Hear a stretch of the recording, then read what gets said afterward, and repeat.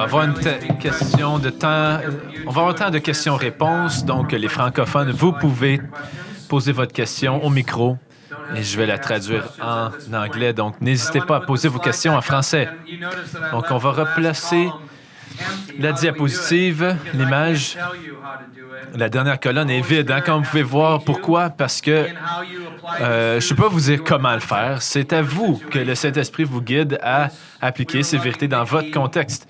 Pour nous, on a aimé Nikki pour qu'elle se rende dans la famille de Dieu. On l'a invitée à des repas. On a bâti on a fait un jardin dans sa cour et notre groupe missionnaire a payé pour que sa voiture, pour réparer sa voiture, mais le travail pour vous, c'est pas de dire, OK, comment on va trouver Nikki? Non, c'est plutôt de demander qui est-ce que Dieu a placé dans vos vies pour les servir, les aimer, pour montrer le royaume à ces personnes-là. Pour qu'on leur parle de Jésus, pour qu'ils sachent qu'il est la raison pour laquelle on fait cela. Et ça, c'est différent dans chaque situation. Je veux vraiment être clair là-dessus. J'ai pris le leadership d'une église qui a vécu une grande implosion il y a 3 ans.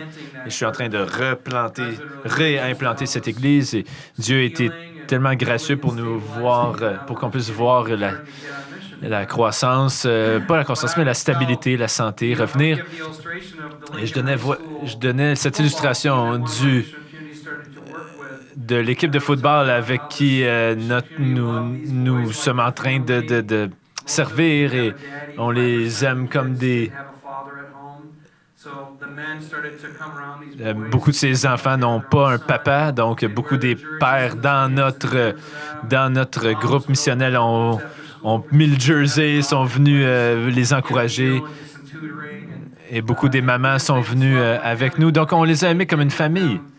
Mais les choses qu'on a faites avec eux sont très différentes des choses qu'on a faites avec Nikki. Donc, je racontais ces histoires à ma nouvelle église et à travers les semaines, les gens me disaient, on aimerait trouver une équipe de football qui a un coach chrétien. Et ils essayaient de reproduire l'histoire que je racontais. Et c'est des gens très intelligents, là. C'est pas des gens qui sont stupides, là, mais ils pensaient que je leur disais de faire exactement ce que nous, on a fait, plutôt que d'appliquer les principes qui avaient motivé ce que nous, on avait fait. Donc, ça, c'est laissé en blanc. C'est vous qui demandez, Saint-Esprit, comment veux-tu qu'on aime des gens comme s'ils étaient la famille? Comment leur montrer comment est Jésus?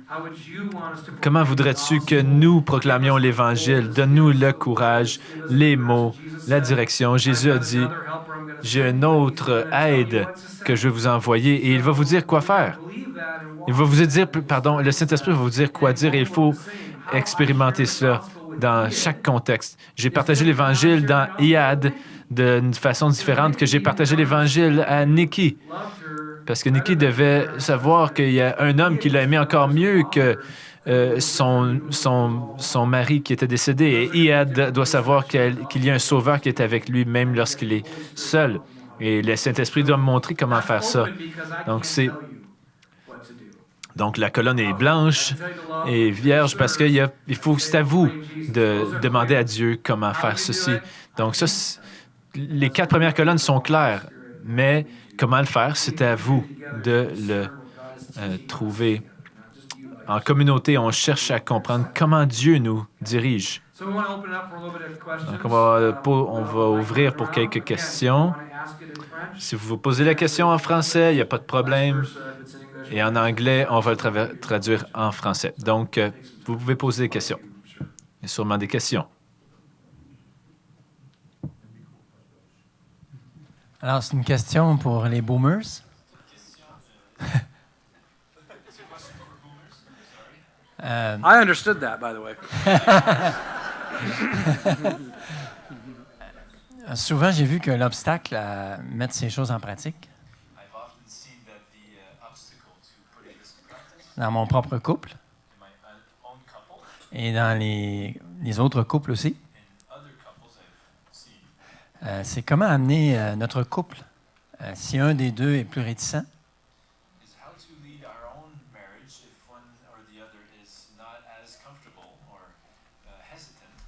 à vivre ça, premièrement, dans le couple. c'est mon défi et je pense que c'est le défi de plusieurs autres. Donc, j'aimerais avoir... That's good. Good question. And that's a very real situation. C'est une bonne question et c'est une situation bien réelle. Lorsque Pierre, lorsqu'il parle des femmes qui sont avec un mari non-croyant et comment elles doivent vivre d'une façon qui honore et pour qu'elles le gagnent. Donc, il y a un sentiment de... Bien, ta première mission, c'est ton...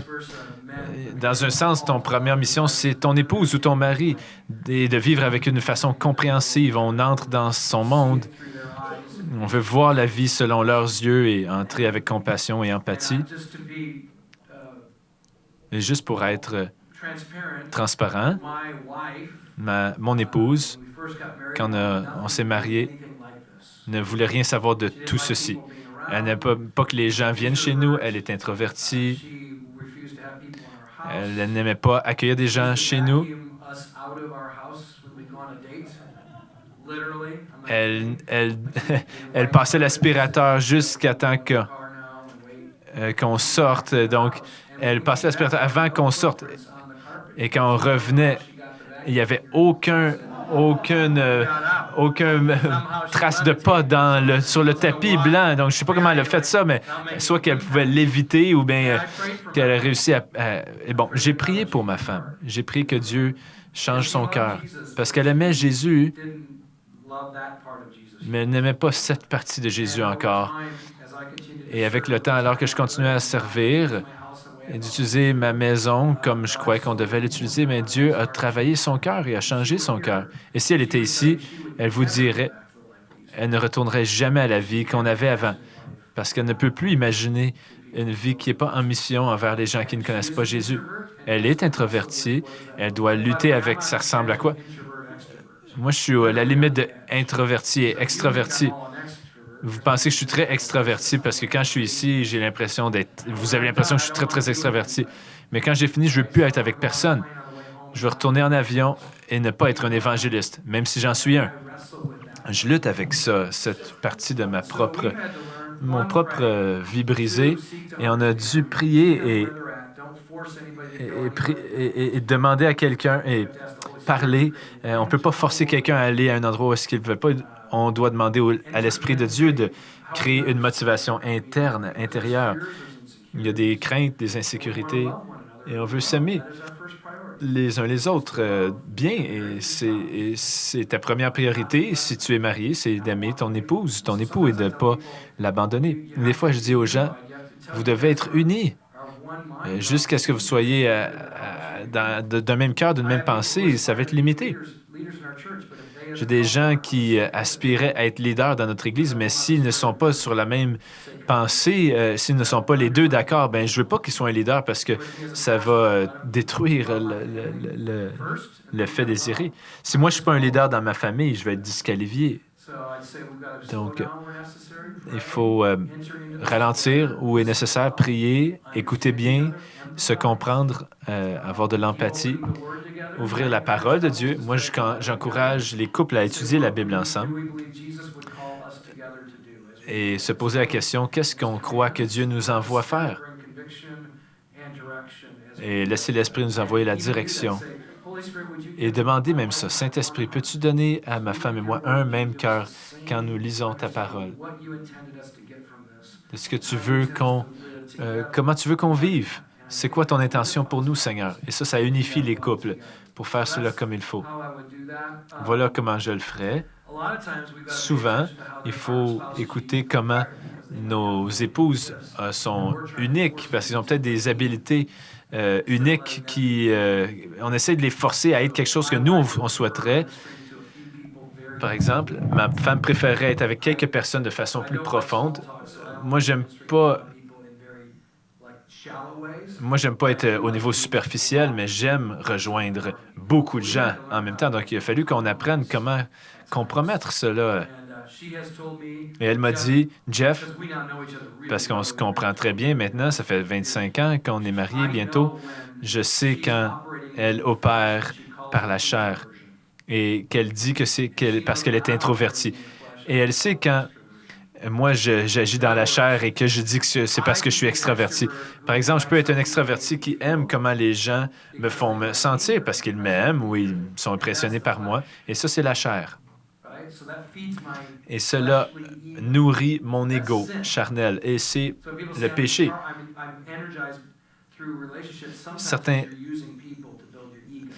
Des fois, les extrovertis disent « Ah, ça m'énergise les relations », mais des fois, c'est que j'utilise les gens pour bâtir mon ego. Et des introvertis, parfois, vont dire « Ah, moi,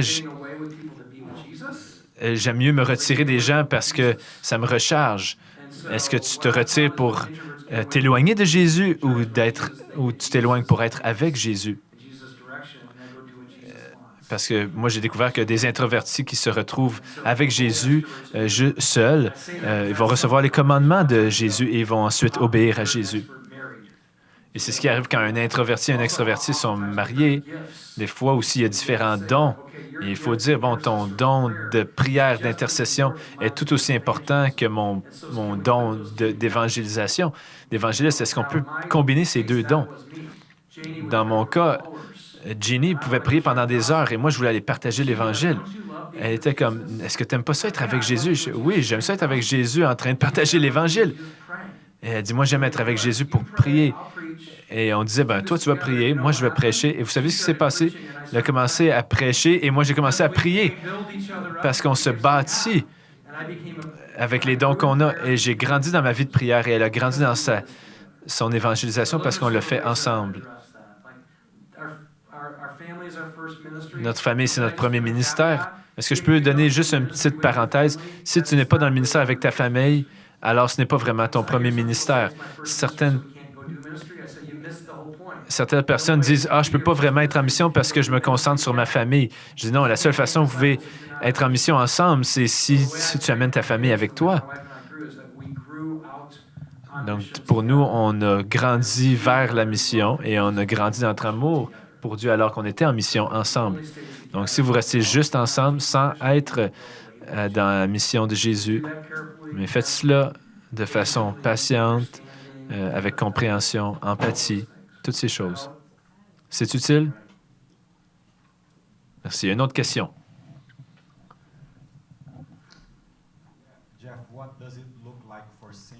Jeff, ça ressemble à quoi pour des personnes célibataires? C'est plus naturel pour toi de parler de famille, mais peux-tu nous donner quelques expériences de personnes seules? Ah, c'est une grande question. Il y a tellement d'aspects de cette question. Notre Église est remplie de jeunes adultes célibataires, 20 ans, 30 ans. Beaucoup, beaucoup, beaucoup, beaucoup. Et j'aime tellement ça. Moi, je suis tellement reconnaissant. On les encourage à être dans des communautés missionnelles avec des gens qui sont mariés. On veut que ce soit intergénérationnel, apprendre les uns des autres. C'est une grande question.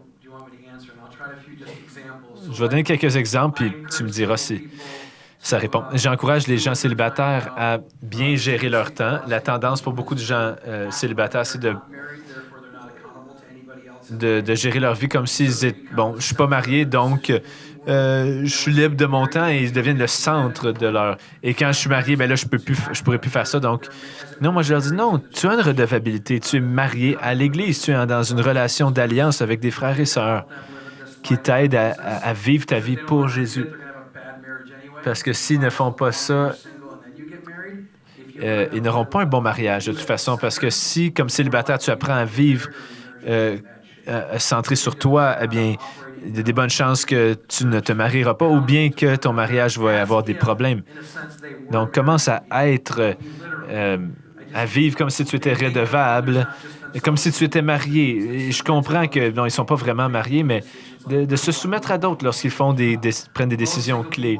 Beaucoup de gens célibataires que je connais ont appris à prendre chaque décision seul, en isolement. Où est-ce que je vais aller à l'école? Qu'est-ce que je vais faire ce soir?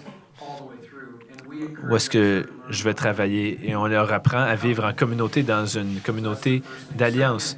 Première chose. Deuxième chose, quand des personnes sortent ensemble, se fréquentent, eh bien, travaille à présenter cette femme ou cet homme, à présenter cette femme ou cet homme à Christ comme une épouse, comme son épouse, l'épouse de Christ.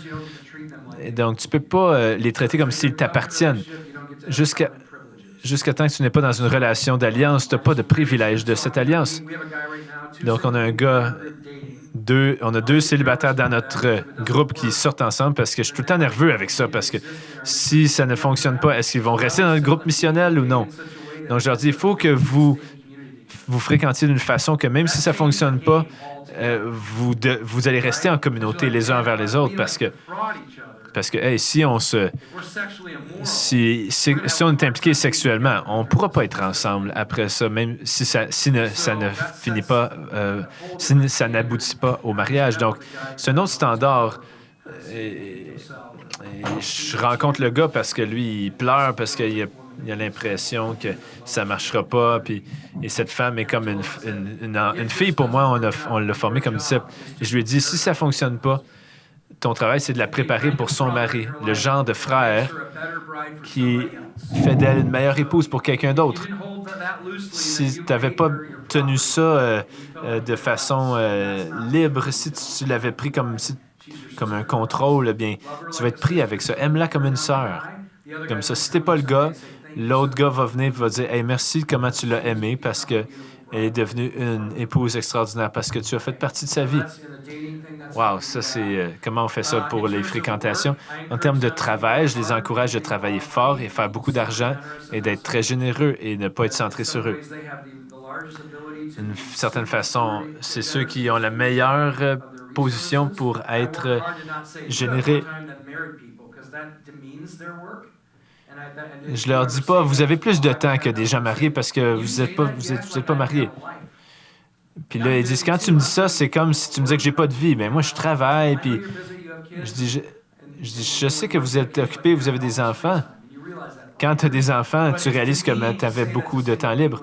Mais c'est méprisant quand tu dis à quelqu'un célibataire qu'il a beaucoup de temps puis qu'il a beaucoup de temps libre. Je parle plutôt de comment organiser ton horaire en ligne avec l'agenda du royaume pour... et donc, je pose cette question. J'encourage les célibataires à soumettre leur agenda à Dieu. Et des fois, c'est de travailler 80 heures semaine pour avancer un projet qui va servir au royaume de Dieu. La majorité du temps des gens est passé au travail. Donc, le travail qu'ils font est pour la gloire de Dieu. Ils devraient le faire de tout leur cœur. Donc, voilà quelques différentes choses qu'on fait avec les gens célibataires. On aime aussi que les gens célibataires puissent participer au leadership des groupes. C'est pas juste des couples. S'il y a un couple qui dirige, on aime qu'il y ait aussi quelqu'un célibataire avec eux. C'est vraiment bien balancé quand on a des gens mariés et des gens célibataires dans le leadership d'un groupe parce qu'ils ont des perspectives différentes de la vie et on a besoin des deux. Et donc, c'est différentes choses qu'on fait.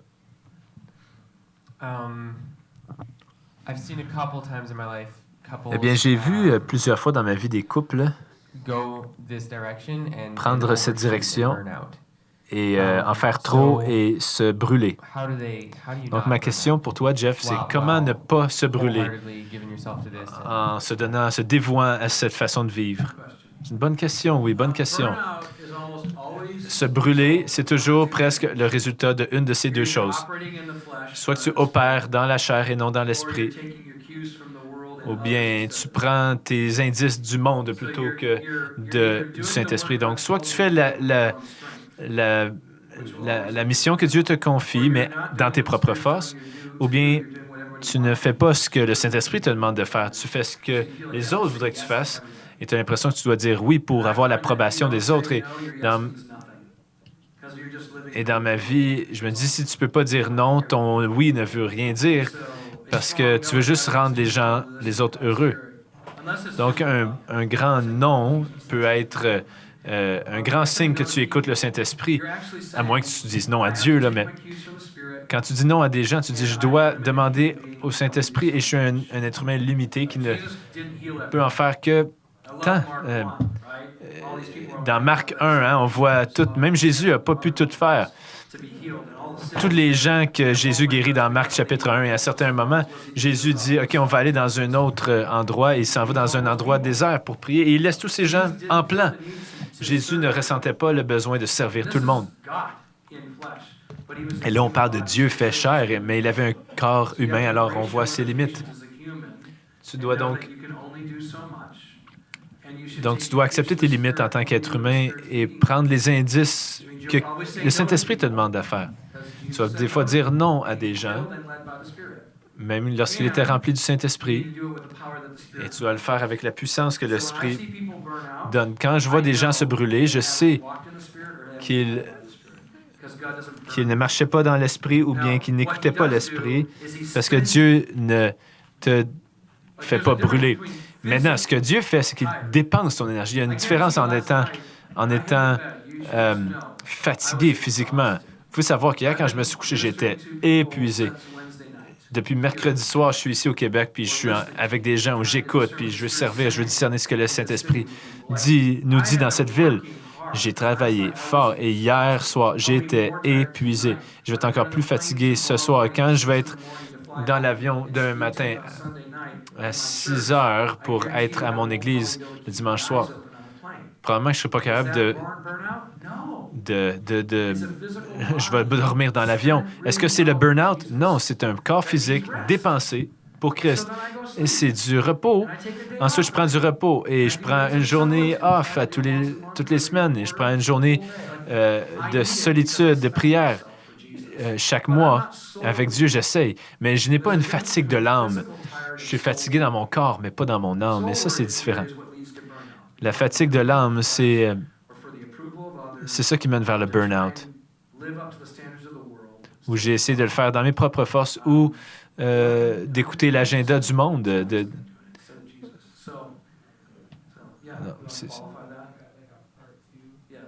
Est-ce que je peux poser juste une question partie 2?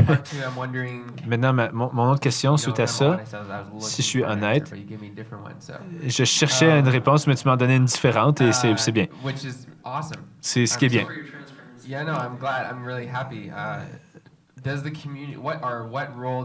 Quel est le rôle de la communauté peut jouer là-dedans? Parce que discerner ce que l'Esprit demande, hier soir, Dieu, tu m'as répondu à la question en disant que Dieu est en communauté. Donc, comment...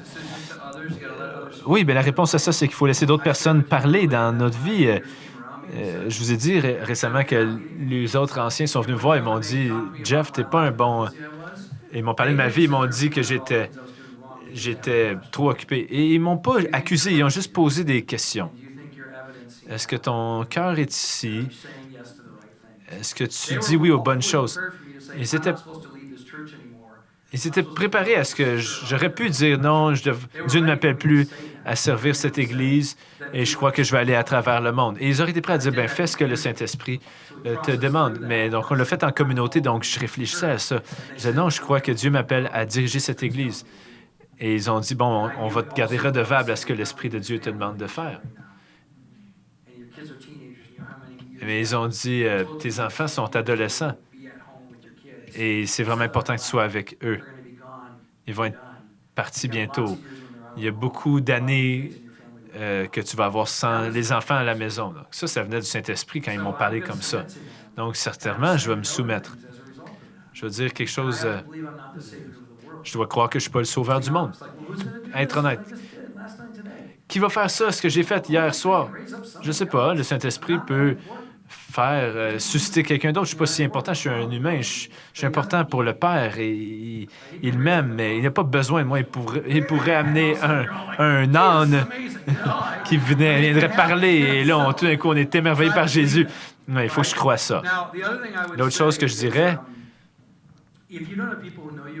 si tu vas vers des gens qui te connaissent bien, ils vont avoir de la difficulté à faire ça avec toi. Non, si tu fais ça avec des gens qui ne te connaissent pas bien, il faut que tu aies des relations de confiance aussi. L'autre chose que je voudrais dire, c'est beaucoup d'entre nous essayons de faire ce que le corps fait plutôt que ce qu'une partie du corps fait, et tu n'es qu'une seule partie. Donc, régulièrement, je dis à mes communautés missionnelles, on a tous un rôle, et si on ne joue pas tous notre rôle, un d'entre nous va essayer de porter la charge des autres. On veut vous aider à connaître votre partie, qui vous êtes comme don, ce que vous pouvez faire. Est-ce que vous avez... je vois 3 catégories de dons quand je vois les Écritures. Un, c'est des gens, Éphésiens 4, les 5 dons. L'autre, ce sont des dons, dans Romains 12, d'habileté. Et l'autre, ce sont des dons de manifestation, les dons que Dieu donne dans un moment, mots de prophétie, guérison. Et j'enseigne nos groupes. Vous êtes un don, tu as un don et tu expérimentes des dons dans la puissance de l'Esprit. Donc, les aider à marcher dans ces 3 catégories de dons. Qui es-tu, toi, donc, je leur demande, en tant que personne, quel don est-ce que tu es de la part de Dieu pour ce groupe? Et vous avez tous un rôle aussi. Et si vous ne jouez pas tous votre rôle, ça va nous brûler. On ne pourra pas tous jouer ce rôle. You guys have to help me with questions because I can't see them all. So it's a question about just when you have the initial opportunity to just J'ai une question. Quand tu as une occasion initiale de présenter Christ à un collègue de travail, à un voisin, et quelqu'un dit « Pourquoi tu fais ceci? » Et j'ai de la difficulté à répondre honnêtement sans être en train de prêcher. Eh bien oui, je veux que tu connaisses Jésus et que tu connaisses l'amour de Jésus. Ou parce que, ouais, je suis un bon voisin. Où est le bon équilibre entre les deux quand on veut répondre à quelqu'un qui nous demande pourquoi on fait ce qu'on fait? Je crois que je pense qu'en premier, tu dois demander à l'Esprit de te donner cette direction. Si je pouvais vraiment être honnête, je crois qu'une des plus grandes faiblesses dans l'Église, c'est qu'on n'est pas habitué de marcher avec l'Esprit de Dieu, rempli par l'Esprit de Dieu. Les gens n'ont pas appris à discerner la voix de Dieu. Dieu me dit quoi dire. C'est dur pour moi de te dire, parce que si je te disais ce qu'il m'a dit à dire à un certain moment, c'est pas la même chose que ce qu'il m'a dit de dire à un autre moment. Je peux vous dire quelque chose que j'ai appris. Quand quelqu'un me demande pourquoi je fais ce que je fais, je demande à Dieu de m'aider à discerner qu'est-ce qu'il me demande. Est-ce que c'est une question de motivation? Pourquoi tu fais ceci? Des fois, c'est une question de quoi? Pourquoi? Qu'est-ce que tu fais? Est-ce que c'est une question de présence? Comme pourquoi est-ce que tu es dans ce monde en ce moment? Il faut que je discerne la question. Je vais aussi discerner quelle est la soif de leur cœur. Par exemple, quand la femme au puits à qui Jésus parle, il lui pose des questions.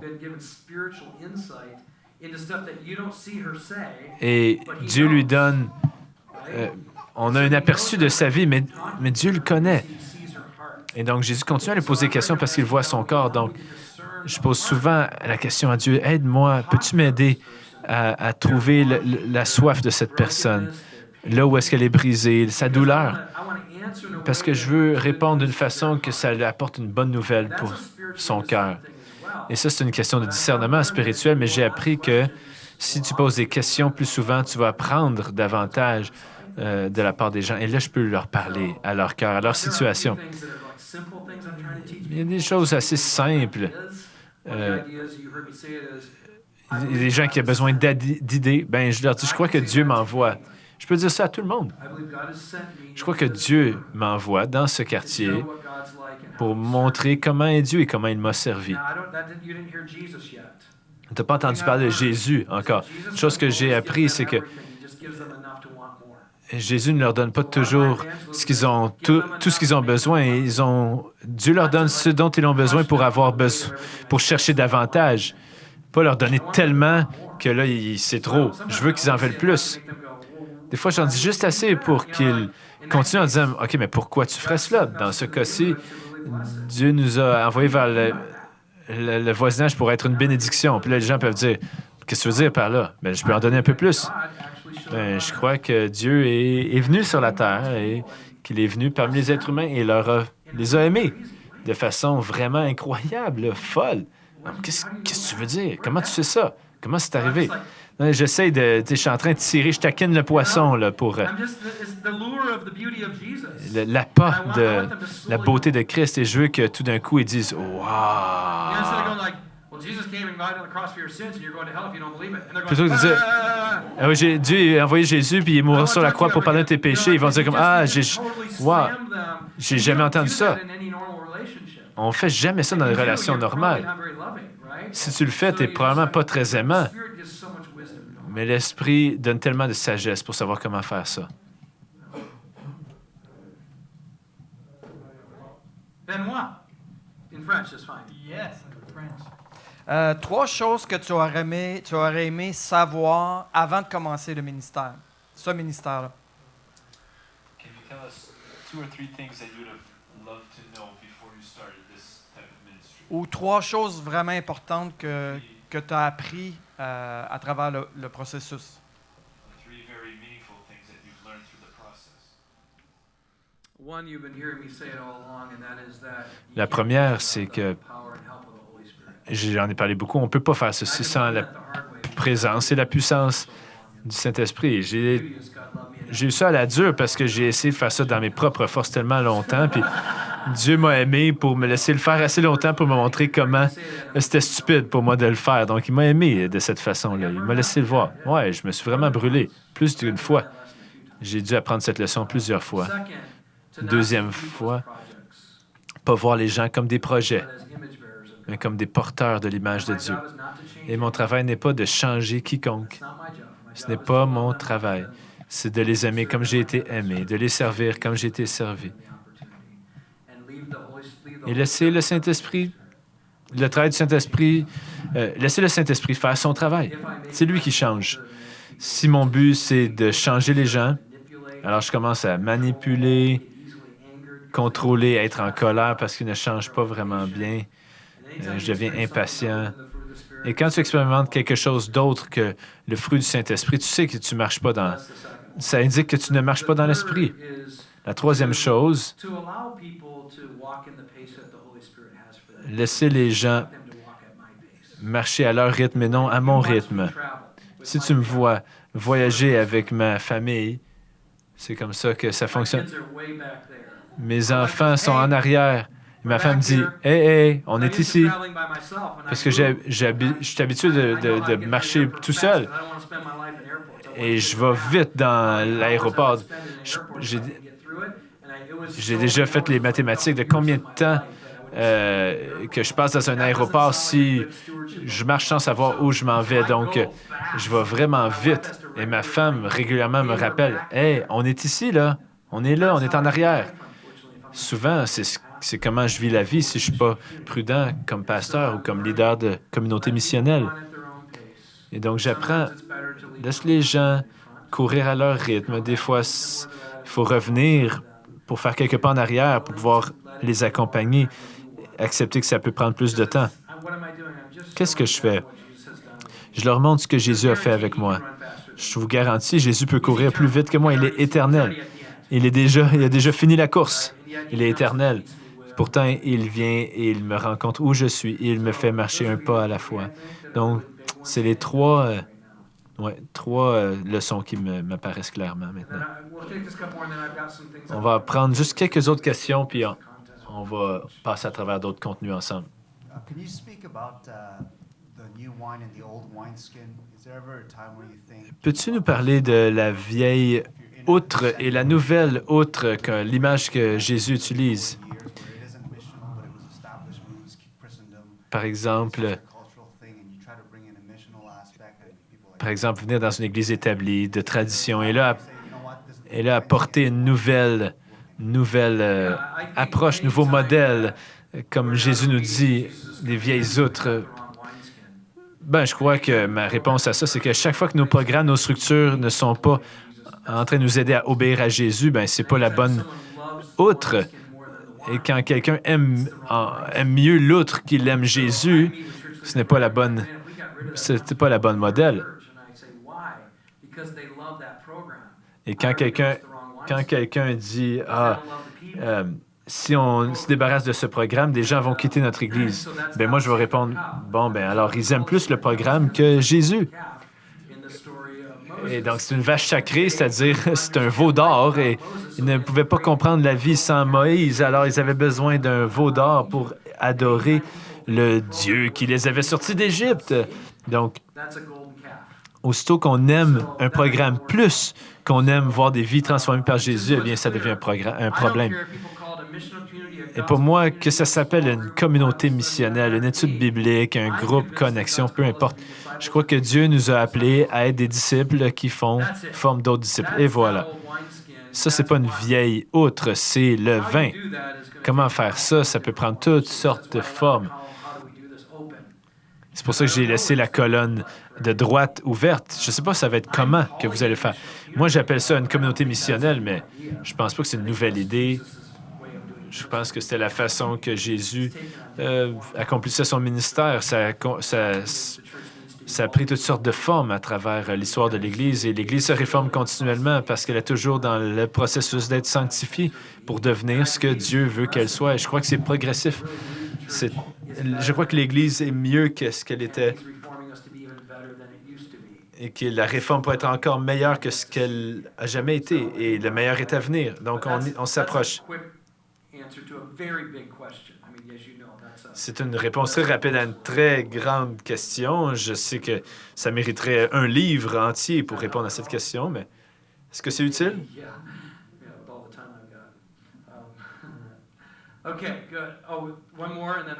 Une dernière question? Bonjour, c'est en français. Alors, quel est ton meilleur conseil, Jeff, à savoir si on est appelé à vivre en mission, servir une organisation?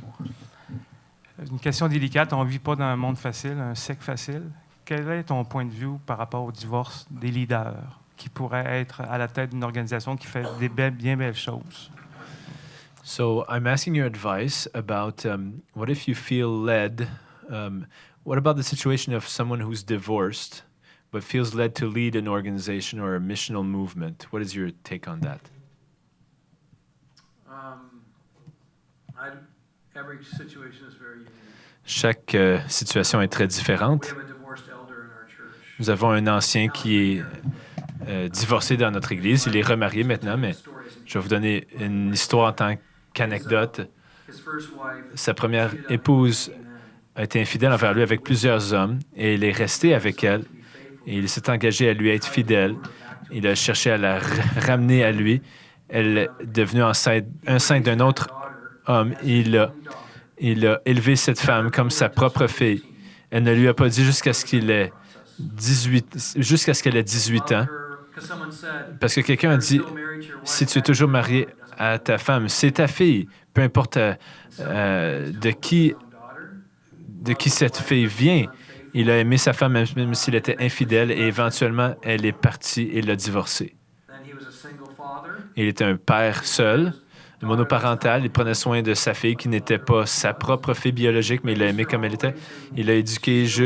Elle est encore avec lui. Il a rencontré une autre femme, une femme qui aime Dieu. Il a eu une autre famille avec elle. Il a eu 2 autres femmes et il est un exemple de rédemption et de restauration pour toute notre Église. Il est maintenant ancien. Mais il a dit, pour pouvoir être ancien, on aimerait que tu t'assoies avec ta fille, que tu lui dises la vérité, même si ça va être difficile pour elle de l'entendre. Elle a besoin de savoir comment ton amour pour elle ressemble à l'amour de Jésus. Ça a ouvert toutes sortes de portes pour possiblement que sa mère revienne à Jésus. On va voir où ça va aller. Donc, c'est une histoire très unique. Je peux te raconter une autre histoire unique et chacune de ces histoires doivent être prises une à une. Et je crois qu'on est dans le trouble quand c'est noir ou blanc et quand on dit voici comment ça doit toujours être appliqué. Donc, c'est difficile pour moi de répondre à cette question à moins que je connaisse la personne. Pourquoi il a été divorcé? Est-ce que c'est avant qu'il soit chrétien? Est-ce que c'est avec quelqu'un qui était infidèle, qui a commis l'adultère? Il y a toutes sortes de zones. Certains d'entre vous aimeriez que je dise une règle maintenant. Quelqu'un qui est divorcé ne peut plus servir dans le ministère. Mais non, je ne peux pas vous dire que je vois ça dans la Bible. Il nous dit d'être obéissant, certainement, mais il y a des nuances sur comment on accompagne chaque situation.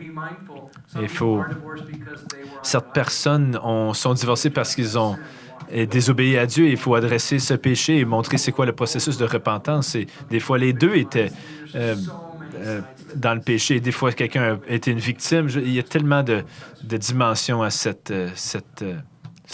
genre de situation. Merci. All right. Talk about how this works out in everyday life. We'd love to show this video to you just to kick this off. Un petit vidéo pour commencer.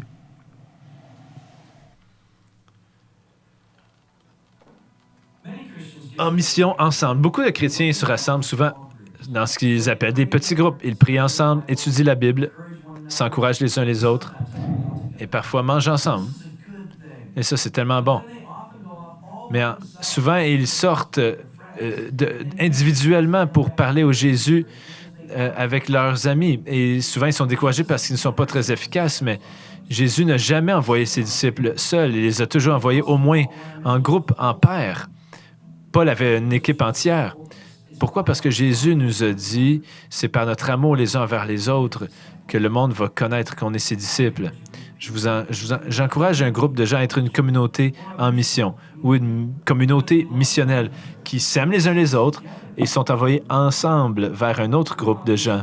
On veut que ce groupe voie cette communauté de gens qui s'aiment les uns les autres parce que c'est par notre amour les uns pour les autres qu'ils sauront et pourront voir que l'Évangile nous transforme. Il y a toutes sortes de formes que ça peut prendre. Ça peut prendre une fête où on invite des amis à venir ou aller à une autre fête que quelqu'un d'autre a organisée. Ou des fois, c'est d'inviter des gens à servir avec nous pour qu'ils voient notre amour en action. D'une façon ou d'une autre, on veut voir des gens qui aiment Jésus, s'aimer les uns les autres, au milieu d'un groupe qui ne connaît pas encore Dieu. L'intention de Dieu pour nous, c'est qu'on soit une communauté en mission et non des individus séparés, isolés, qui sont chacun en mission de leur côté. De plus en plus, je suis convaincu que la raison pour laquelle beaucoup de nos efforts d'évangélisation tombent, c'est parce que Jésus nous dit que la plus grande défense de l'Évangile, c'est pas comment on la communique, mais comment on aime les gens au milieu de gens qui ne connaissent pas encore l'Évangile. Comment on s'aime les uns pour les autres au milieu de gens qui ne connaissent pas encore l'Évangile. Et lorsque les gens voient cet amour-là, c'est tellement puissant, surtout quand c'est informé par l'Évangile. Donc, je vais vous parler de comment on fait ça. Moi, j'appelle ça une communauté missionnelle, mais peu importe le nom que tu appelles ça. Donc, là, je vais tout rassembler ce que je vous ai dit jusqu'à maintenant en une phrase. Une communauté missionnelle est une famille de missionnaires serviteurs envoyés comme disciples qui font des disciples. Quand je travaille avec une église qui a des petits groupes et qu'ils veulent les transférer vers des communautés missionnelles, je leur dis, la première chose que vous devez faire, faut vous disiez, ça ressemblerait à quoi si on pouvait s'aimer comme une famille? Donc, à l'extérieur de l'événement, pas juste quand vous êtes ensemble pour 1 heure ou 2. Et juste ça, ça va changer une communauté. Une autre chose que j'ai encouragé les gens à faire, c'est de dire, si tu étais pour obéir aux Écritures, que tu étudies ensemble, plutôt que de demander comment est-ce que moi je devrais y obéir, la question est comment est-ce que nous devrions y obéir. Parce que la Bible, vous savez, n'était pas écrite à des individus, elle était écrite à des communautés. C'était jamais voulu pour une application individuelle. Mais pour nous, dans l'Occident, on s'est dit que la valeur essentielle, première, c'est le moi, c'est mon développement personnel. Mais ce n'est pas une vision biblique. Dieu n'a jamais existé séparément du Père, Fils et Saint-Esprit, 3 personnes parfaitement unies et 3 personnes en même temps. Cela devrait informer la façon dont on étudie notre Bible. Pour ne pas juste poser la question « Comment est-ce que j'applique ça moi-même? » mais comment l'appliquer ensemble. Ça te change comme personne, mais ça te change dans le contexte d'une communauté. Et comment est-ce qu'on pourrait obéir à ceci en tant que famille de Dieu? Et comment obéir à ceci dans le monde? Au milieu de gens qui ne connaissent pas à quoi ressemble Dieu. Au lieu de poser la question, qu'est-ce que la Bible dit que je devrais faire? Qu'est-ce que la Bible dit que nous devrions faire ensemble au milieu de gens qui ne connaissent pas Jésus? Et ça, c'est assez différent. Vous allez avoir des réponses différentes selon votre contexte. Donc, on aime les autres comme une famille. On démontre notre obéissance dans le royaume de Dieu comme serviteurs et on proclame l'Évangile. Certains d'entre nous sommes meilleurs que d'autres à ça. Et l'évangélisation, c'est pas juste une personne qui dit l'Évangile, c'est souvent un groupe de gens qui s'aiment d'une façon que ça requiert une explication. Et certains d'entre vous êtes meilleurs à faire ça que d'autres. Et Dieu veut que des gens deviennent croyants par votre, en voyant votre communauté. Il y a des gens autour de vous qui ne connaissent pas Jésus, mais Dieu ne s'attend pas à ce que tu les rejoignes seul. Pensez à tous les événements que vous faites dans la vie, des parties de fête. Juste arrêtez de les faire sans intentionnalité. Faites ce que vous faites déjà et invitez d'autres chrétiens à vous joindre avec des amis non-croyants. Et vous pouvez commencer à être une communauté missionnelle à ce moment-là. Donc, juste pour clarifier, ce qu'une communauté missionnelle n'est pas, premièrement, donc je dis ça parce que je veux clarifier ce que je ne suis pas en train de dire, parce qu'on entend tout ce que je suis en train de dire à travers la lentille de nos expériences passées. Donc, c'est premièrement pas un petit groupe. Même si ça sera probablement un petit groupe de 6 à 10 personnes et ils vont se rendre jusqu'à 25 à 30 personnes. Ça, c'est environ le carré de sable. Quand c'est plus grand que 30, c'est difficile de bien se connaître et de se parler, de se rappeler l'Évangile les uns aux autres. Et on peut, rendu à 30, c'est difficile de même les rentrer dans une maison, surtout si tu es à Montréal. Il y a des appartements plus petits. Donc, il faut penser à travers, penser au niveau de notre culture, notre contexte. Pour beaucoup de gens, pour beaucoup d'églises, les petits groupes existent pour qu'une grande église se sente plus intime, avoir un petit peu d'intimité dans une grande église. Donc, c'est une structure qui a été mise en place dans le mouvement de croissance d'église dans les années où, les années 70, 80, 90, dans l'air, on voulait grandir les églises. C'était comme anormal d'avoir des aussi grandes églises. La majorité des églises à travers le globe ont de 50 à 70 personnes. Et ça, c'est quand on regarde à travers le monde. Mais il y a eu des mouvements de Dieu où des églises ont vraiment grossi. Et c'est tellement gros, on veut sentir qu'on connaît des gens. Donc, des petits groupes étaient mis en place souvent, c'était pour une stratégie de rétention. Et c'était le langage qui était utilisé. Comment fermer la porte arrière? C'est très pragmatique. Je ne suis pas en train d'être négatif, je vais juste dire ça, c'est notre histoire. Comment on peut fermer la porte arrière, avoir de la rétention? Et bon, les bonnes questions à poser, mais le petit groupe souvent n'était pas dirigé théologiquement. Ce que je veux dire, c'est que je ne crois pas que beaucoup de ces gens passaient à travers les 4 questions qu'on a posées. Qui est Dieu? Qu'a-t-il fait? Qui sommes-nous? Comment devrions-nous vivre? Nous devrions vivre en petits groupes. Je le crois. Je crois que c'est comme ça, mais je crois que ce ne devrait pas être dirigé par le pragmatisme, mais par notre théologie. Je veux des pratiques dirigées par des principes théologiques.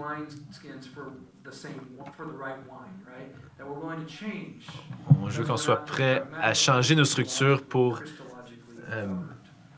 être dirigé par ce que Dieu a dit. C'est premièrement pas une étude biblique, mais ils vont étudier la Bible. Si je vous parle franchement, je vais vous dire ceci.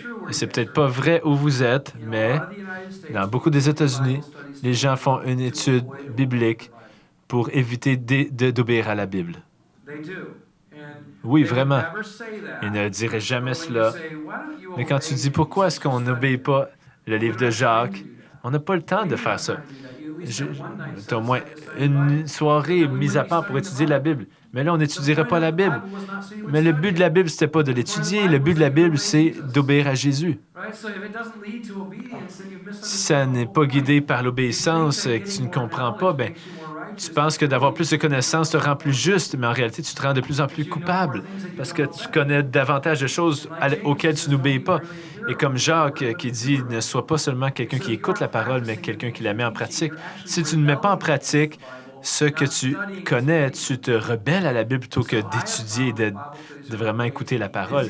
Donc, les études bibliques sont une façon de s'occuper à faire ce qu'on croit qui est juste sans obéir vraiment à Dieu.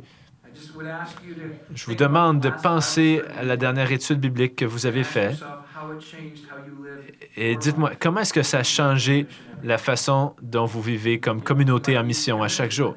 Et peut-être que ça vous dérange d'avoir cette question-là, mais J'espère que l'Esprit de Dieu va tout simplement vous diriger. Mais je sais que pour moi, si je suis honnête, je dirais que je connais beaucoup plus de la Bible que ce que j'obéis.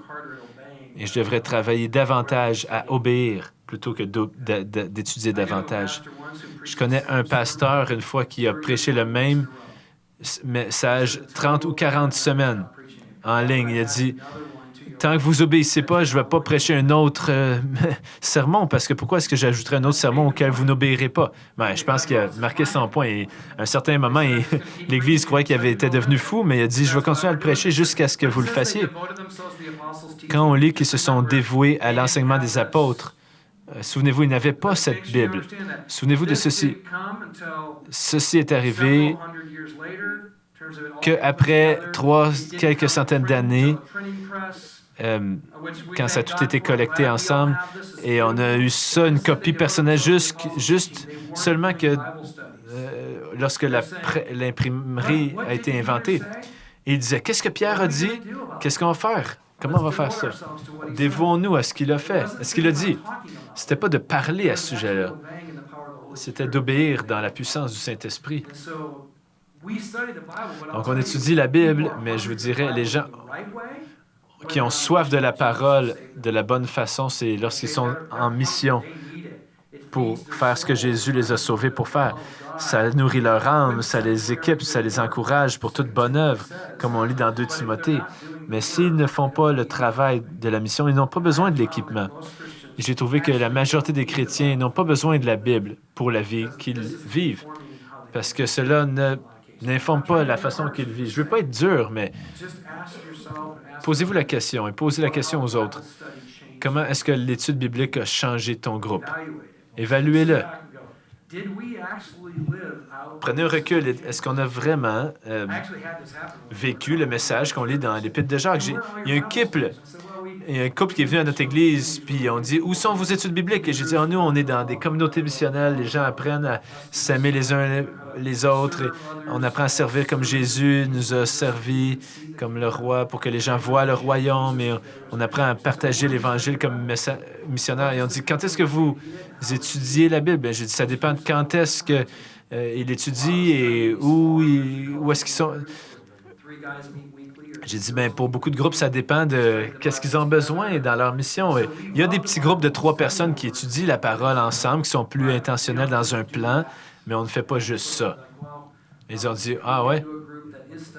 Est-ce qu'on pourrait rejoindre un groupe qui étudie la Bible? J'ai dit oui.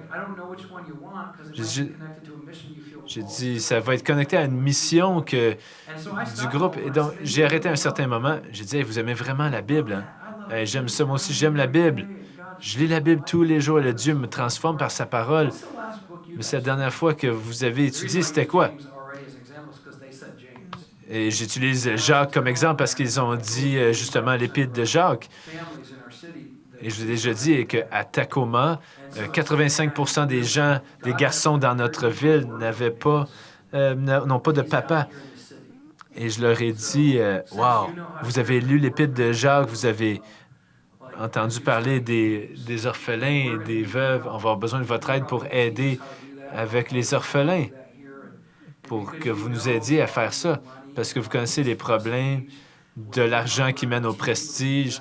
Vous avez appris aux gens à être généreux, à donner leurs choses, parce que vous savez comment voir l'orgueil comme il est et l'humilité, comment ne pas mettre les autres derrière toi, mais devant toi de la façon... Et comme je passais à travers l'Épître de Jacques avec eux, ils étaient comme... À un certain moment, ils étaient comme un chevreuil devant un feu. Ouais, en réalité, ils avaient pas obéi à l'Épître de Jacques, ils avaient parlé de l'Épître de Jacques. Et je leur ai dit, est-ce que vous avez fait certaines choses que vous avez étudiées? Ils ont dit non. Mais je dis, peut-être que Dieu vous a amené ici pour que vous puissiez finalement étudier Jacques. Parce que la façon qu'on étudie, c'est qu'on obéit. On ne fait pas juste en parler. On se soumet à la parole. On laisse la parole nous former. Jésus a dit, si vous m'aimez, vous allez obéir mes commandements. Et ce sont ces commandements. C'est par amour pour Jésus. Donc, je dis ceci pour dire potentiellement que si vous êtes dans une église qui ça fait longtemps qui existe avec des études bibliques, c'est probablement le sujet que vous allez devoir adresser. parce qu'ils vont sentir qu'ils ne sont pas vraiment des bons chrétiens s'ils ne parlent pas de la Bible dans un groupe. Une fois, j'ai dit à un groupe qu'on n'allait pas faire d'études bibliques pendant tout l'été. On va simplement obéir à ce qu'on a appris dans les derniers mois. Et ils se sentaient coupables. Ils disaient, est-ce qu'on peut vraiment faire cela? Est-ce qu'on a le droit de faire ça? D'obéir à la Bible sans être tout le temps en train d'étudier. J'ai dit, oui, c'est l'Église. L'Église ne devrait pas être juste des têtes qui parlent sur un poteau. Là. On devrait être des corps en train de marcher pour servir les gens. Donc, ce n'est pas non plus un groupe d'action sociale. Et ce que je veux dire, c'est que l'objectif n'est pas de faire des projets sociaux. Ce sont des vraies personnes que Dieu veut qu'on touche. Alors qu'on fait du travail de justice sociale ou qu'on essaie d'apporter un changement social, on veut pointer les gens vers notre roi, vers Jésus, et on doit faire les deux. Ce n'est pas simplement un projet.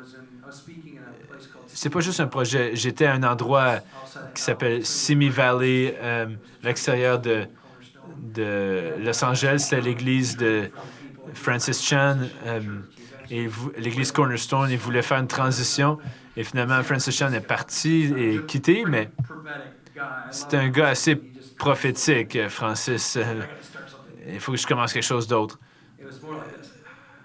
C'était plus comme ça. Là. Ah, il soupirait. Ah, ça, c'est Francis. Ah, je le ressens quand je lis la Bible. On dirait que... je vois pas qu'est-ce qu'on a ici. Ça, c'est mon meilleur Francis Chan. J'aime mon frère Francis. Mais je parlais à son église. On pourrait continuer, hein, puis on s'amuserait beaucoup, je pense. Il vit ce qu'il croit, Francis. C'est tout un exemple. Donc, il y a des gens qui sont venus de Los Angeles et ils étaient à Simi Valley et on dit on est une communauté missionnelle. Je pense qu'ils appelaient ça un groupe communautaire. Ils ont dit c'est des gars, ils aimaient tellement la formation que j'avais donnée. On va te parler de notre mission. Je dis allez, OK, vas-y. On va à Skid Row, à Los Angeles. Ça, c'est un quartier très, très, très pauvre et difficile. Je dis, wow, vous avez... Je dis, OK, donc vous êtes venu de Los Angeles pour venir à Simi Valley. Simi Valley a été listé comme un des endroits les plus sécuritaires pour élever tes enfants. C'est vraiment loin de Skid Row. Attends, je dis, si vous vivez à Simi Valley, comment est-ce que votre mission peut être à Skid Row, à Los Angeles? C'est loin. J'ai dit, ça, c'est pas votre mission.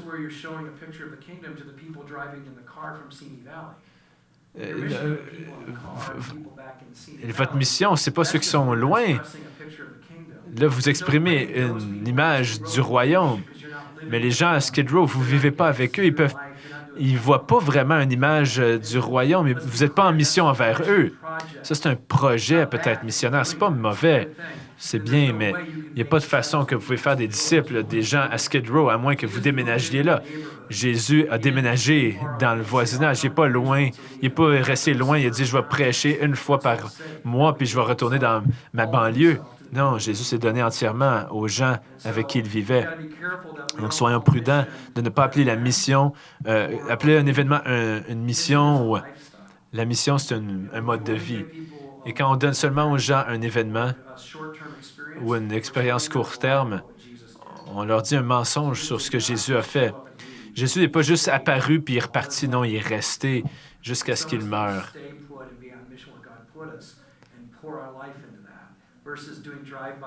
Plutôt que de faire une mission de drive-thru, de commande à l'auto. On reste, on vit à cet endroit-là, on donne nos vies pour les gens. C'est ce que Jésus a fait pour nous. Ce n'est pas non plus un groupe d'affinité, bien, même si souvent j'ai trouvé que ça commence de cette façon-là. On se retrouve avec des gens avec qui on partage les mêmes affinités, mais quand l'Église grandit, elle reflète une diversité. Et pourquoi? Bien, parce que si on est des disciples qui faisons des disciples, on commence à... Et éventuellement, tu veux rejoindre les gens les gens qui sont autour de toi. Donc, éventuellement, ton groupe va ressembler au quartier dans lequel tu vis ou à l'espace où tu es en mission. Ici, à Montréal, c'est global. Toutes les nations se retrouvent ici. Si les églises ne commencent pas à ressembler à toutes les nations qui sont ici, alors vous n'êtes pas en train de faire des disciples. Vous n'êtes pas en mission vers votre environnement. Mon Église est surtout blanche, mais de plus en plus indienne et asiatique parce que la plus grande population qui déménage dans notre coin vient de l'Inde et de l'Asie pour tous les travails de techniciens. Donc, si vous venez à notre Église, vous allez voir une grande diversité, pas beaucoup d'Afro-Américains, pas beaucoup de Latinos ou Mexicains parce qu'ils ne vivent pas là. Donc, je ne veux pas qu'ils déménagent à ma ville pour dire que j'ai toutes les nations dans mon Église. Non, j'essaie de rejoindre les nations que Dieu a amenées à ma ville. Donc, ça devrait refléter mon contexte. Mais je vais vous dire une chose, ma communauté missionnelle n'est pas très diverse maintenant, mais peut-être que Iad et sa famille vont se joindre, et là, ça serait plus diversifié. Au début, c'était juste des familles, maintenant, j'ai des célibataires. Et au fur et à mesure qu'on fait des disciples, ça va se diversifier. On a eu une communauté missionnelle leur première cible était des musiciens, des artistes, qui étaient des auteurs-compositeurs, et celui qui dirigeait ce groupe était un auteur-compositeur, et sa femme elle ne compose pas, mais elle a une belle voix. Donc, la musique fait partie de leur culture. Donc, ils ont attiré d'autres musiciens, bien sûr, d'autres écrivains. Ils ont dit, on veut commencer à faire des disciples à travers le médium de la musique. Et ils ont formé des gens à écrire des musiques et ils faisaient des soirées où tout le monde qui avait fait leur atelier pouvait chanter leurs chansons et chaque personne écrivait une chanson et là, ils écoutaient les chansons après leur repas et éventuellement, ils introduisaient l'histoire de Dieu. Ils ont dit, on va passer à travers l'histoire de Dieu, comment il est en train de changer le monde. Et on veut que vos chansons reflètent votre réflexion sur cette histoire-là. Donc, la création, la chute, Caïn et Abel, etc. Donc, il y avait une réflexion, ils écrivaient une chanson et ils chantaient par la suite. Je me souviens une fois d'être à un pub où tous ces musiciens, pas tous des chrétiens, chantaient leurs chansons. Et ils nous ont invités dans leur mission pour les aider. On allait passer beaucoup on allait au pub, on allait acheter de la nourriture, donner un bon pourboire pour que, quand on quitte, que le restaurant puisse dire « Wow, on aime vraiment que ces gens-là reviennent ». On a une réputation. On veut que ce groupe-là de compositeurs vienne à notre restaurant. Et c'est une façon d'être une bénédiction pour ce restaurant. Donc, les gens voulaient qu'on soit là. Donc, j'étais pas un musicien. Moi, j'étais juste là pour apprécier et je priais pour eux parce que je savais qu'ils étaient en mission pour ces gens-là, envers ces gens-là. C'était toujours puissant parce que les chrétiens, les gens qui faisaient... qui chantaient leurs chansons, bien, on aurait dit qu'ils dirigeaient un temps d'adoration dans un pub rempli de gens qui buvaient. Puis des non-chrétiens en disant « Ouais, j'ai écrit cette chanson basée sur l'histoire de Dieu dans la Bible. Je crois pas vraiment cette histoire encore, mais c'est cool quand même. » Vous allez entendre, c'est Caïn, Abel, c'était frère. Caïn a tué Abel, il était jaloux. Il commence à chanter cette chanson. Et là, tu réalises qu'il s'identifie à Abel. Et on avait formé nos gens. Voyez comment ils racontent leur histoire. Ça montre comment ils se voient face à Dieu. Dans ce cas-ci, ils se voyaient pas comme Caïn, mais comme Abel, comme la victime. Pas comme Caïn qui a tué Abel, mais celui plutôt qui a été meurtri par le péché. Et c'est là qu'il était dans son voyage. Donc, on réalise, on voit où est-ce qu'il en est avec Dieu, puis on peut lui partager l'Évangile. Donc, la prochaine fois qu'il écrit une histoire, on espérait qu'il chante comme si lui était Caïn et Jésus est Abel. Il n'était pas là encore, mais c'est correct. Ils ont enregistré plusieurs de ces chansons. Ça s'appelle Story of God, volume 1 en ligne, l'histoire de Dieu, donc dans Soma, dans le site web Soma. Mais éventuellement, ils ont commencé à faire des disciples avec davantage de gens. Les musiciens étaient mariés à des non-musiciens et Éventuellement, le groupe n'était plus juste des musiciens, mais une diversité de gens. Ils ont dû changer parce qu'ils sont passés de l'affinité à la diversité. Ça peut commencer comme ça, mais si tu enseignes aux gens comment faire des disciples, qui font des disciples, ça va devenir diversifié. Si ça ne devient jamais diversifié, c'est très possible que tu es en train de façonner des gens à ta propre image. Tu crées davantage de gens comme toi parce que tu te sens confortable en toi-même et en quelque part, c'est de l'idolâtrie. Romains 1, tu adores la créature plutôt que le Créateur, et le Créateur est le Père de toutes les nations. Chacun d'entre nous venons du Père du ciel et nous devrions avoir l'air de plus en plus diversifiés parce que nous sommes tous différents et Dieu nous a tous donné la vie. C'est une belle image de la famille de Dieu. Et aussi, je dirais, ce n'est pas seulement qu'une rencontre en semaine. Ça, c'est la plus grande chose à laquelle vous allez faire face avec des chrétiens. Peut-être des non-chrétiens, mais surtout les chrétiens, parce que les chrétiens ont appris à voir l'Église comme un événement à laquelle ils participent plutôt qu'un peuple, une famille. Donc, je leur rappelle, une communauté missionnaire, ce n'est pas mercredi de 7 à 8.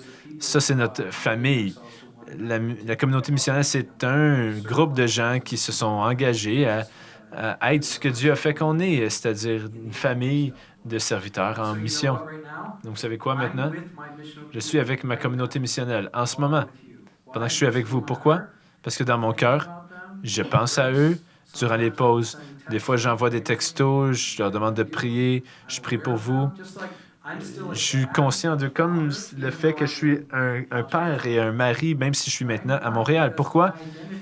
Parce que mon identité n'a pas changé parce que je suis allé à un autre endroit. Une communauté missionnelle est une communauté missionnelle, qu'on soit ensemble ou non. On est le peuple de Dieu. L'Église est l'Église, qu'elle se rassemble dans un bâtiment ou non. Lisez 1 Pierre, quand Pierre parle à la tribu dispersée, aux voyageurs sur la terre, qu'on soit dans le même endroit ou non, on est la nation sainte choisie par Dieu. Donc, je vous encourage, sortons de notre tête que c'est une rencontre de semaine. Et régulièrement, pour briser cette pensée que c'est une rencontre par semaine, je change l'endroit où on se rencontre ou le temps de la semaine. Mon groupe avait de la difficulté à sortir d'une soirée de semaine. C'est drôle quand on pense quand on parle aux enfants, des fois on a le plus la vérité. On était près d'une école primaire et les parents et les enfants. J'ai amené tous les enfants dans une pièce et j'ai dit, OK, les enfants, l'école est bientôt finie. On envoyait des sacs à dos remplis de nourriture parce que beaucoup d'enfants avaient des dîners fournis ou sponsorisés, mais ils n'avaient pas soupé le soir. Quand ils revenaient chez eux, ils n'avaient pas de nourriture au week-end. Alors, on leur avait demandé aux gens de l'école comment est-ce qu'on pourrait les servir. Et s'il peut y avoir un groupe de gens qui remplit les sacs à dos de nourriture, on l'a fait de façon anonyme, mais on était plusieurs groupes missionnels qui faisaient ça à l'école. Mais quand la fin de l'année finit, durant l'été, personne allait les aider pour les nourrir. Donc, je l'ai dit au groupe, il faut qu'on apprenne comment prendre soin de ces enfants-là. J'ai demandé aux enfants, comment est-ce qu'on peut prendre soin de leurs collègues, Ils disaient, on devrait faire une fête tous les vendredis soirs, puis là, les papas vont venir, puis là, vous allez apporter le barbecue, puis là, on pourrait jouer au soccer, puis là, on pourrait faire des compétitions, les gars contre les filles, puis on va les battre. Et là, mon gars a dit ça, puis là, les filles ont dit, non, c'est nous qui vont gagner. Là, wow, j'avais libéré la bête, mais non, je leur parlais, puis là, je dis, OK, on va faire ça, c'est une bonne idée. Mais tout d'un coup, les célibataires disaient, ouais, mais vendredi soir, on sort le vendredi soir. On aimerait ça être marié un jour, on veut sortir, voir d'autres mondes. Nous, on sort le vendredi soir. J'ai dit, c'est correct.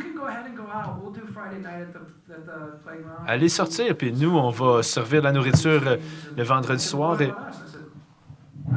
Mais j'ai dit, nous, on va faire ça le vendredi soir.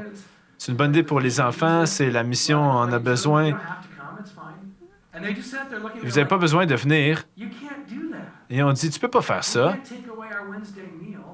Tu peux pas enlever notre mercredi, notre souper du mercredi et mettre ça un vendredi. Mais j'ai dit, notre terrain missionnaire demande qu'on change notre vie pour servir ses enfants. Et je vous demande pas de venir si vous ne croyez pas que Dieu vous appelle à faire ça. Et ensuite, ils ont dit, est-ce qu'on pourrait quand même souper ensemble le mercredi soir? Mais je dis, pourquoi pas? Ah, vous pouvez souper tous les soirs. Comme si j'allais planifier ça.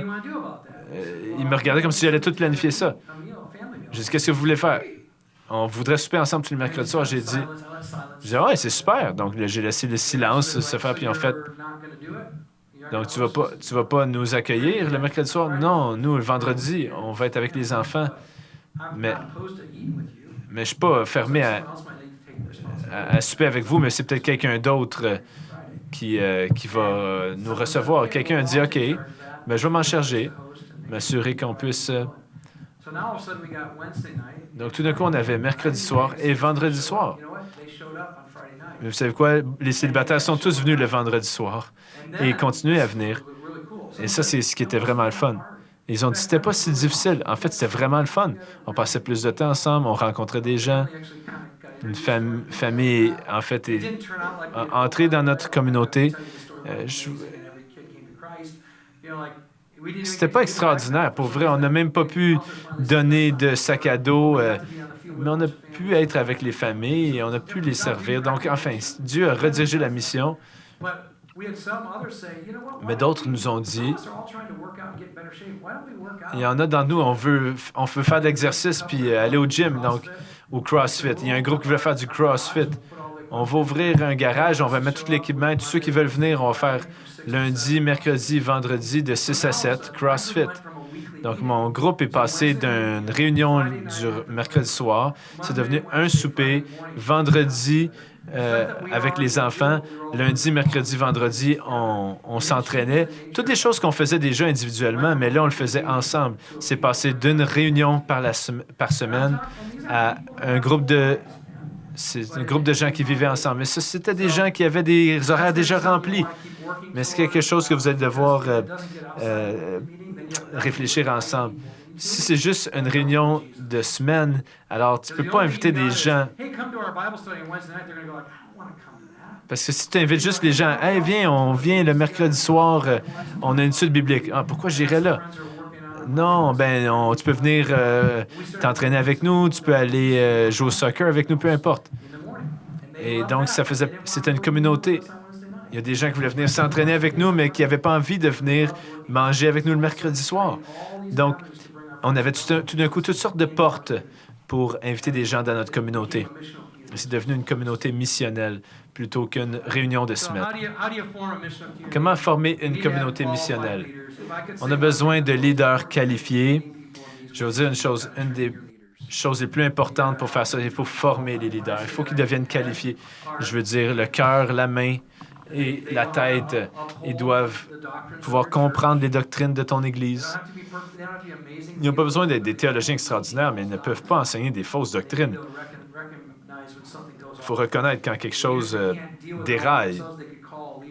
Au moins, s'ils ne peuvent pas faire face à une question, ils peuvent aller vers un autre leader de l'Église, mais ils doivent avoir une compréhension de base de l'Évangile et pouvoir la communiquer.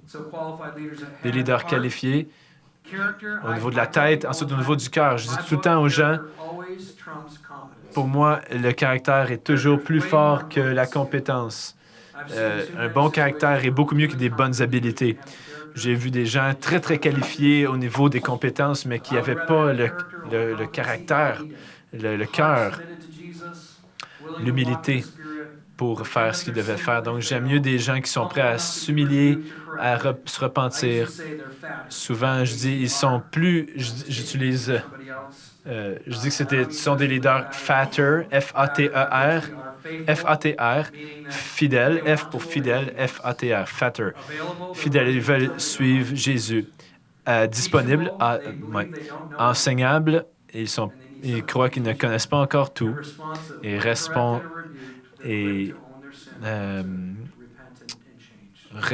ils répondent bien et sont prêts à se repentir. Et je fais des tests aux leaders en leur donnant des opportunités pour vérifier si cela est vrai dans leur vie. Toutes sortes de façons de tester des leaders, d'examiner. Il y en a autour de moi qui m'appellent Monsieur Miyagi. J'aime beaucoup faire des exercices. Wax off. Jonathan. What I mean by that is Ah, Jonathan, wax on, wax off.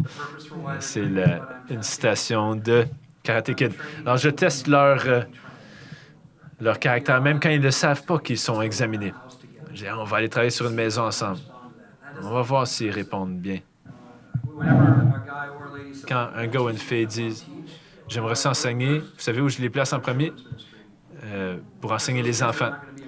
Parce que les enfants ne seront pas impressionnés. Ça ne bâtira pas leur ego. Et donc, on teste leur caractère.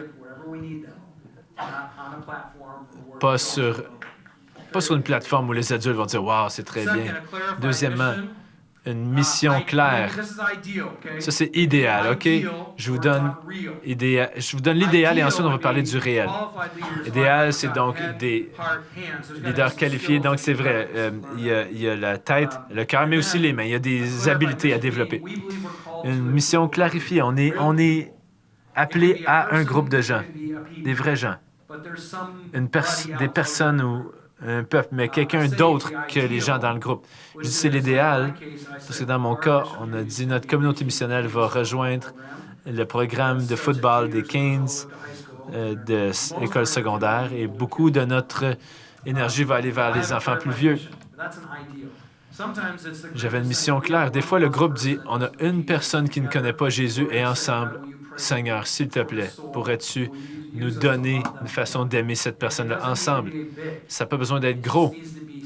Ça a besoin d'être quelqu'un, des gens, des êtres humains. Pas juste un endroit, mais des gens. Et des fois, je dis des noms et des visages qui vont déterminer où tu vas aller en termes d'endroits. Mais si tu commences par des endroits et pas des gens, alors ça va être un projet que tu vas faire ou on va prendre soin du parc ou prendre soin d'un bâtiment plutôt que les gens.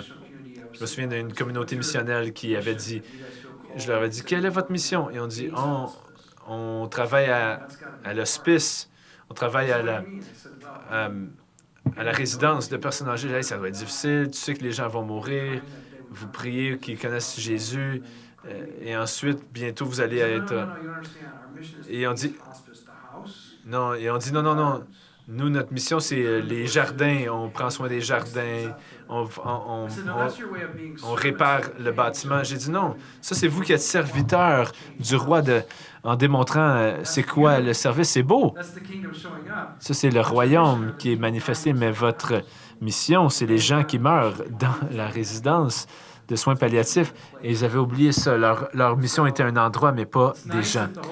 C'est bien si tout le groupe peut être enligné autour de cette mission, mais idéalement, cette mission devrait être des gens qui ne connaissent pas encore Jésus. Et je dis aux gens, lorsqu'ils prient pour discerner c'est quoi la mission, prie pour une porte ouverte pour la mission, c'est-à-dire quelqu'un qui est ouvert à Jésus, possiblement. Ça pourrait être une femme samaritaine, quelqu'un dont la grande détresse, quelqu'un qui a une grande détresse et qui est probablement connecté à un village en entier si elle vient à Jésus, ou une personne de paix, quelqu'un avec qui Dieu vous donne de la faveur, qui peut ouvrir des portes pour vous, ou vous introduire à d'autres gens de type femme samaritaine. J'avais une femme comme ça qui s'appelait Amy, c'était notre voisine d'en face. Quand on est déménagé avec un autre couple, on s'était dit que pendant 3 mois, on allait souper ensemble tous les vendredis soirs et juste faire un barbecue pour tous les voisins. Et les gens pouvaient venir manger avec nous. Et quand je suis allé dans le voisinage avec ma fille qui avait 3 ou 4 ans, on cognait aux portes et on disait « Hey, on est nouveau dans le voisinage. On veut commencer ces fêtes-là chez nous. On aimerait ça que vous venez. » Et les gens nous ont dit, on ne fait pas ça ici. Eh bien, moi, je vis ici et nous, on fait ça autour d'ici. Ouais, non, on ne viendra pas à votre fête. Et je vous dirais, on s'est fait repousser encore et encore. 2 ou 3e ou 4e semaine, je cogne aux mêmes portes. Un gars me dit, hey, c'est toi encore? Ouais, je dis, ouais. You're not going to give up, are you? Toi, tu vas pas abandonner, hein? J'ai dit non. So not until you show up at the party. Non, jusqu'à temps que tu viennes à notre fête, je vais continuer à frapper à ta porte. Ah, il est venu. He loved it. Et il a aimé ça. And pretty soon, everyone. Et assez rapidement, tout le monde dans notre voisinage est venu au moins une fois. Et Amy était une de ces femmes-là. Parties at her house. Et éventuellement, elle a commencé à ouvrir sa maison à des fêtes. En fait, pas une chrétienne. Elle est même contre Dieu. Elle a même dit, je sais que je vais passer l'éternité en enfer. Et pourtant, elle et son mari sont devenus de très bons amis de nous. Et nos enfants étaient amis ensemble. C'est les gens avec qui on aimait faire beaucoup de choses ensemble. Elle était dans le milieu de l'éducation. Elle aidait des écoles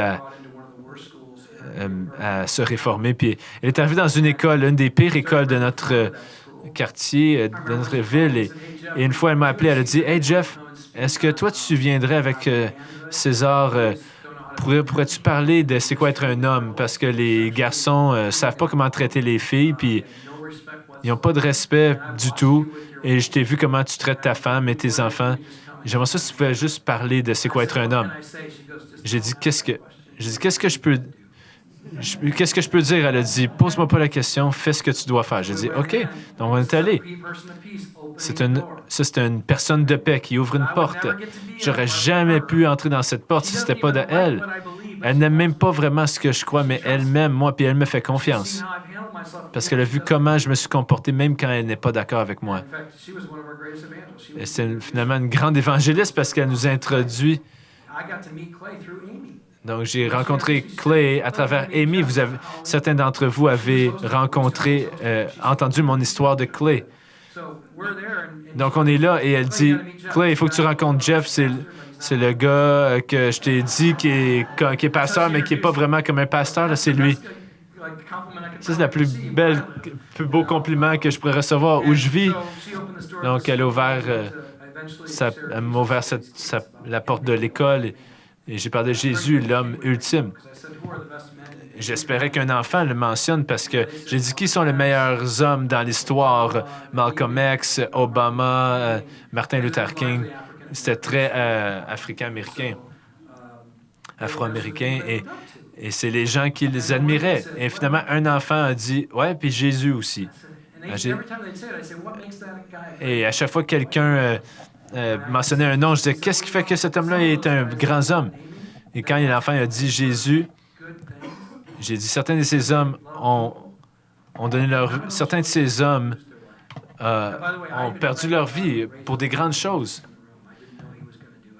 Mais j'ai dit, Jésus, lui, a donné sa vie volontairement. Et ce jeune homme d'une école secondaire a dit, j'ai dit, Jésus, sa vie n'a pas été prise ne lui a pas été prise. Il a donné sa vie pour nous. Et moi, j'avais prié pour un évangéliste. Ça, c'est comme un tour du chapeau, le petit gars, là, il était... J'ai dit, merci Jésus. Et ça, c'était une porte ouverte à cause d'une personne de paix. Plus tard, le coach de football qui était chrétien à cette école, un joueur de football professionnel qui a joué pour des équipes professionnelles. Et il dit, je sais pas comment rejoindre ces enfants sans une de tes communautés missionnelles, parce qu'aucun de ces enfants va aller dans un club jeunesse d'une église. Mais si on pouvait rejoindre ces enfants, on pouvait travailler avec vous. Donc, j'ai toutes eu ces connexions-là à travers Amy, qui l'a dit à John, qui est un chrétien, qu'elle n'aimait vraiment pas, parce qu'elle lui a parlé de moi et on est connectés. Et j'ai introduit John à Tom et Sandra, qui ont introduit leur communauté missionnelle à John sur le terrain de football. Et c'est eux qui ont commencé à donner l'aide aux devoirs et aider les familles. Les papas qui portaient le jersey de l'équipe pour aider les... On a vu 20 à 30 enfants venir à Jésus d'une communauté missionnelle. Et juste pour clarifier, Sandra est grande comme ça, blonde, pas très... Mais elle était toujours avec des joueurs de football assez gros, puis c'est des gars vraiment gros. Mais elle était là. Elle disait, Mel, c'est pas comme ça qu'on parle, et puis elle était vraiment directe, là. C'est comme l'autre maman qu'ils avaient besoin. Et quand ils sont allés dans une autre... quand ils sont allés dans une autre école, à qui est-ce qu'ils ont demandé d'être sur le comité de recrutement d'un nouveau coach? Ils ont demandé à Sandra, parce qu'ils ont dit, Sandra, on te fait confiance. On a besoin du caractère de John Kidna, qui était maintenant parti au Texas, et on sait que toi, tu vas comprendre ça. Pourrais-tu nous aider à diriger ça? Alors, elle a aidé à choisir un coach chrétien de la Californie du Sud pour prendre la place de John pour continuer, que la mission puisse continuer. Et cette histoire continue quand Soma, notre église, a perdu son bâtiment. Le directeur de l'école a dit, on vient de refaire l'auditorium de notre école. Si vous voulez que vous rencontriez dans l'école, ça va être gratuit. Je parle d'une ville qui n'aime pas l'Église, mais il disait, j'ai besoin de plus de genre de personnes comme vous dans notre école parce que les vies de nos enfants sont en train de changer. Et la moyenne scolaire avait augmenté de 1,2 à 3,4 ou quelque chose comme ça. Et ça, c'est simplement le résultat des gens qui ont voulu montrer quel est le royaume de Dieu. Et je n'oublierai jamais quand je partageais l'Évangile avec tous ces joueurs de football, et mon père et ma mère étaient venus pour servir pendant quelques mois et se sont séparés dans des petits groupes. Donc, 50, 60 joueurs de football, des gros en train de parler, en train de manger de la pizza puis en train de partager.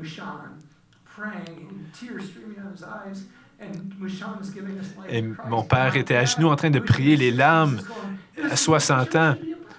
Puis il voyait ce grand joueur de football qui est en train de donner sa vie à Jésus. Il dit, ça, c'est l'Église devrait tout être comme ça. Et ça, c'est à cause de Amy, une personne de paix. Donc, pour soutenir ça, c'est comme 4 ou 5, 6 ans de travail qui a amené jusqu'à une équipe de football à être transformée. Et vous savez quoi? Amy ne croit toujours pas. C'est peut-être comme ça que vous allez trouver votre mission. Une personne qui ouvre une porte ou vous introduit à une femme samaritaine qui peut ouvrir un village. Donc, une mission clarifiée. On va en parler plus dans les questions-réponses. Un peuple appelé, moi et ma maison, nous irons. Nous allons dans cette direction. Nous allons suivre. Jésus a dit, suivez-moi, je ferai de vous des pêcheurs d'hommes. Et des fois, il faut juste planter un piquet dans la cour pour dire, OK, on met notre main ici, on est engagé à cette mission. Juste de tracer une ligne, dire, OK, on est engagé à cette mission. Donc, on peut prendre un petit engagement qui va grandir avec le temps pour s'engager dans cette... donc, un peuple qui est appelé. Par exemple, quand les gens disent, ah, j'aimerais faire partie de ta communauté missionnelle, moi, je dois être un peu plus clair, plus strict, parce que des fois, les gens veulent juste passer du temps avec moi. Alors, je sais que je ne suis pas si vraiment cool, mais il y en a qui trouvent que je suis cool. Alors, d'habitude, je dis, ouais, ben si tu veux venir dans notre groupe, j'ai dit à notre groupe, personne n'a... Tu n'as pas besoin d'accueillir des nouveaux chrétiens.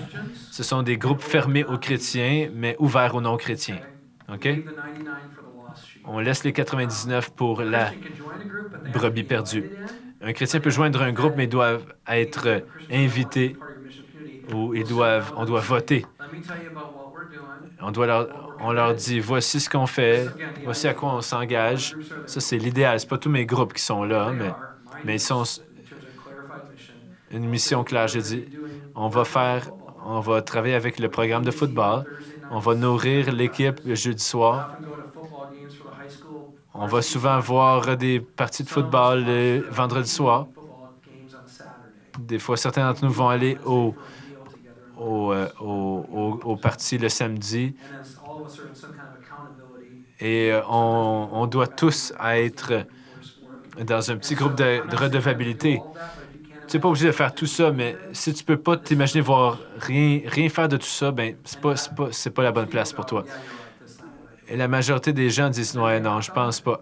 Je pense pas, c'est trop pour moi. Et les gens qui sont d'accord, ben eux, au moins, ils savent dans quoi ils s'embarquent. Ils ne s'engagent pas dans une étude biblique, mais ils s'engagent à un peuple qui aime comme Dieu aime. Pour qu'on puisse faire des disciples.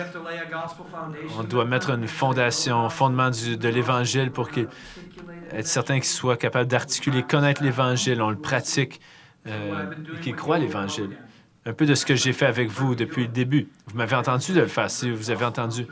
L'Évangile revient dans presque toutes mes réponses. Et ensuite, les aider à s'établir dans une identité de l'Évangile. Ça veut dire quoi d'être une famille? Ça veut dire quoi d'être des missionnaires?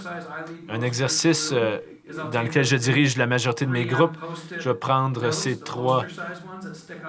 des grands post-it, des grandes feuilles, je vais en mettre 3 et je vais écrire « famille », serviteur, missionnaire. Et sur le côté gauche, je vais parler de tous les rythmes de vie. Et maintenant, je veux donner des idées sur la feuille famille. Toutes les idées, comment est-ce qu'on vivrait en termes de famille, si on était vraiment une famille? Et ils commencent à donner des idées. Serviteur, comment est-ce qu'on montrerait le royaume de Dieu, où il nous a placés? J'ai fait ça avec mon groupe. Et une des mamans qui est une présidente par rapport au... On a besoin des gens. On fait une levée de fonds pour le programme de football. Il faut qu'on participe à ça. Des choses très tangibles. Son mari, qui était un coach avant. Moi, je veux rencontrer les enfants qui sortent de l'école tôt le lundi et je dois faire une étude biblique avec eux. Ça veut dire quoi être un homme? Donc, on avait toutes ces choses. Même chose avec la mission. Comment on va partager l'Évangile avec eux et leur raconter notre histoire?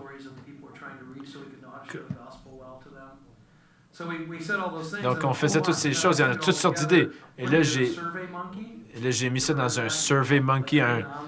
J'ai créé un sondage en ligne. Lequel de ces choses est-ce qu'on devrait faire dans la prochaine saison? Si c'est voté à 75 %, mais ça devient notre alliance pour l'année qui vient. On est engagés, on fait ça ensemble. Voici comment j'ai fait pour aider notre groupe à vivre notre identité. J'avais déjà fait une étude sur c'est quoi cette identité. Je faisais pas ça comme dans le vide. Non, ça avait déjà été enseigné, c'est quoi notre identité. Et ensuite, on identifie les rythmes quotidiens, et je vais parler de ça après le dîner. Dernièrement, on fait un engagement ou une alliance qu'on va faire pendant une saison. Certains groupes doivent le renouveler à tous les 6 mois, à toutes les années. Qu'est-ce qu'on va faire? Qu'est-ce qu'on va changer? J'ai dit ça, c'est idéal parce que je suis déjà allé dans une église, l'église où je suis en train de la diriger en transition. J'ai dit beaucoup des leaders n'étaient même pas qualifiés. J'ai dû les réévaluer pour voir si c'était vrai. Aucun groupe n'avait de mission commune parce que les groupes étaient plutôt basés sur des questions basées sur le message du dimanche matin. Et beaucoup d'entre eux avaient de la difficulté avec un évangile centré sur la grâce. Ils ne connaissaient pas très bien leur identité. Ils ne vivaient pas dans des rythmes régulièrement et se rencontraient une fois par semaine, même une fois par mois. Donc, on était loin de là dans l'église où je suis maintenant. Ensuite, on va commencer numéro 1 avec des leaders qualifiés. Ensuite, numéro 4, connaître une fondation de l'Évangile. Et ensuite, numéro 5, est-ce qu'ils connaissent bien leur identité? Numéro 6, il faut faire quelque chose de plus que juste une rencontre à chaque semaine. Comment être une famille à travers toute la semaine? Et donc, je suis pas mal rendu là avec tous mes groupes. Très peu d'entre eux ont une mission claire. Peut-être 40 % ont déclaré une mission, mais ils ne la mettent pas vraiment en pratique. Peut-être 10 %. Donc, c'est là que je suis. Je suis en train d'amener une église en transition. Donc, je commence pas comme j'avais commencé. Dans ce monde, on avait beaucoup plus de gens dans les communautés missionnelles que des gens qui venaient le dimanche matin même. Mais je suis dans un autre contexte maintenant. Donc, il est 12h20. Après le dîner, J'aimerais que vous posiez des questions suivantes. À quoi est-ce que vos groupes ressemblent? Sont-ils une étude biblique, un groupe d'action sociale, des groupes d'affinité ou une réunion sur semaine? Peut-être que tu vas dire, ah, ils ressemblent à ces 2 ou 3 choses-là. Deuxièmement, quelles étapes avez-vous besoin pour les amener à devenir une communauté centrée sur l'Évangile et en mission? Et troisièmement, quel est le prochain pas que tu crois que Dieu t'appelle toi personnellement à faire dans le sein de ton groupe? Est-ce qu'il y a des directives par rapport au dîner?